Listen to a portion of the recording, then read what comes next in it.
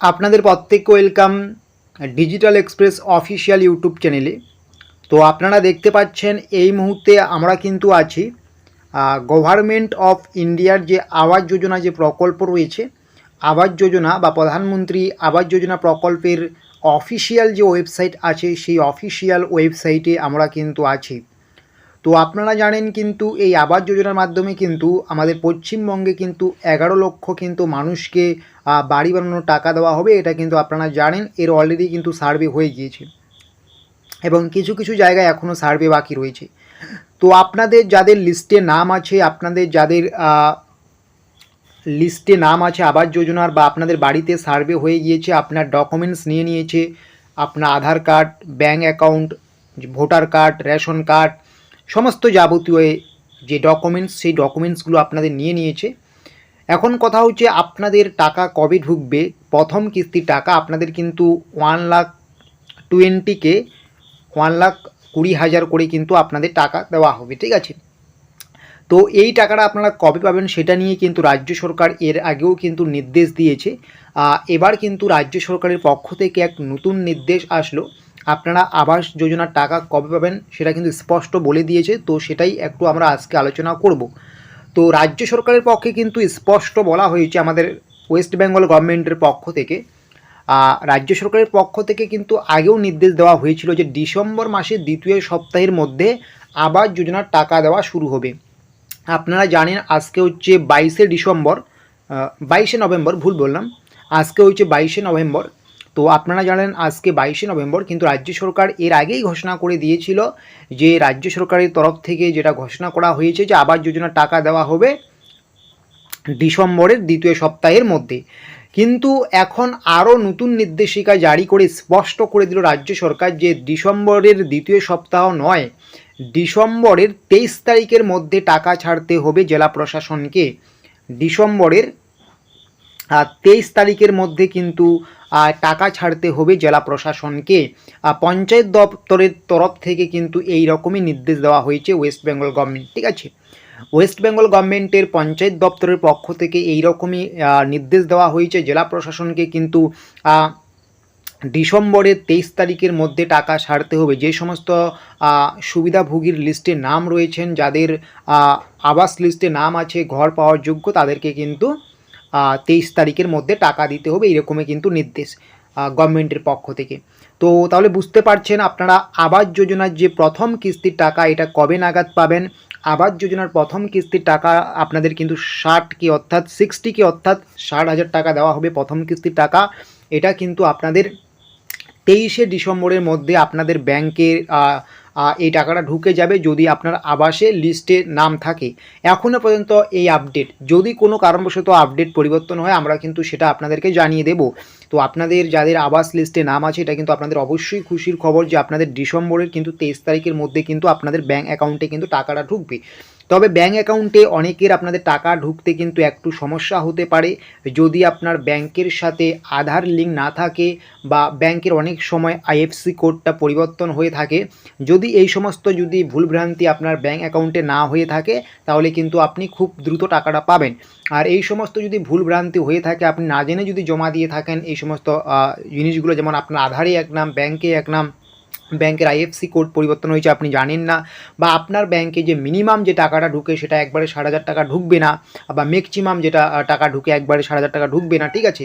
এই রকম যদি সমস্যা হয়ে থাকে, আপনার যদি স্টুডেন্ট ব্যাংক হয়ে থাকে, এরকম যে ব্যাংকগুলো থাকে বর্তমান অনেক তো ব্যাংকের বই বের হয়েছে এখন, তো এইরকম সমস্যা থাকলে কিন্তু আপনি টাকাটা ঢুকতে একটু সমস্যা হবে, তার জন্য কিন্তু আপনাকে পরবর্তীতে একটু হয়রানির শিকার হতে পারে, ঠিক আছে।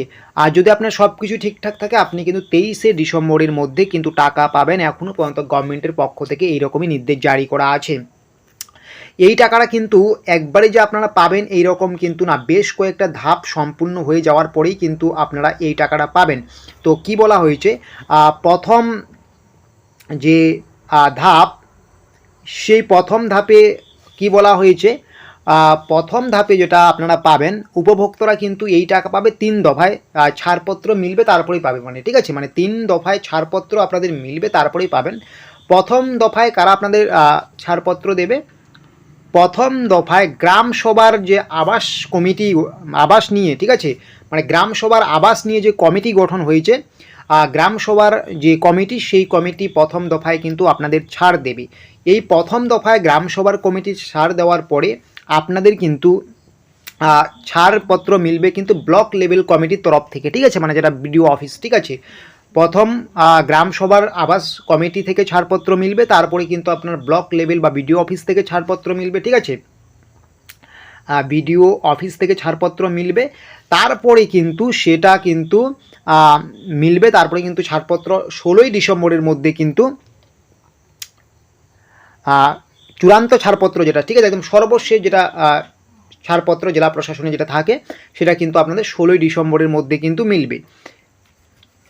মানে প্রথম ছাড়পত্র আপনাদের কিন্তু গ্রাম সভার কমিটি, আবাস কমিটি, তারপরে কিন্তু ব্লক লেভেলের কমিটি, এবং চূড়ান্ত যেটা তালিকা বা চূড়ান্ত যেটা ছাড়পত্র সেটা কিন্তু 16ই ডিসেম্বরের মধ্যে কিন্তু আপনাদের মিলবে, এবং আপনাদের টাকা কিন্তু 23শে ডিসেম্বরের মধ্যে কিন্তু ঢুকে যাবে। এইরকমই কিন্তু এখনও আপডেট রয়েছে।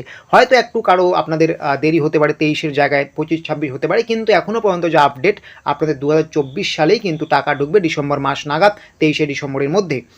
তো এটাই হচ্ছে কিন্তু আবাস যোজনার কবে টাকা ঢুকবে না ঢুকবে আপনাদের, এটা নিয়ে যারা আপনারা চিন্তিত, আপনারা কিন্তু অবশ্যই কিন্তু আশা করি বুঝতে পেরেছেন। এবং অনেকের হয়তো আপনাদের আবাস লিস্টে নাম বাতিল হবে। কেন আপনাদের এটা আমি বলে দিচ্ছি, আপনাদের কাদের কাদের লিস্ট থেকে নাম বাতিল হবে। যারা আপনারা এখন লিস্টে আপনাদের নাম আছে কিন্তু আপনারা নিজে থেকে কোনো ঘর দিচ্ছেন এখন, ঠিক আছে, আর সেটা অবশ্যই পাকা বাড়ি, তবুও কিন্তু আপনার কিন্তু এই লিস্টে থেকে নাম বাতিল হবে। সে আপনি নিজে পরিশ্রম করে দিচ্ছেন, আগে পাননি গভর্নমেন্টের পক্ষ থেকে, তবুও কিন্তু আপনার বাতিল হয়ে যাবে। হয়তো আপনার লিস্টে নাম আছে কিন্তু চূড়ান্ত তালিকা তৈরি হওয়ার আগেই কিন্তু সেটা বাদ হয়ে যাবে।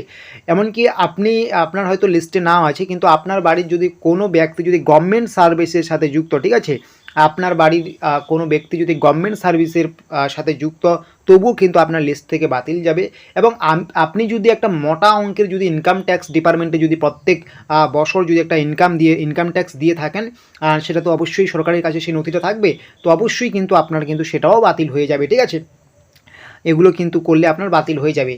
তো আর আপনি যদি আগে পেয়ে থাকেন, আগে পেয়ে থাকলে হয়তো আপনার বাতিল হবে না। যদি আগে পেয়ে থাকেন, আপনি আগে পাকা পেলেন না কিন্তু আগে অন্যরকম ঘর পেয়েছেন কিন্তু পাকা পাননি, তাহলেও কিন্তু বাতিল হবে না। কিন্তু আগে যদি আপনি পাকা বাড়ি পেয়ে থাকেন তাহলেও কিন্তু বাতিল হবে, ঠিক আছে।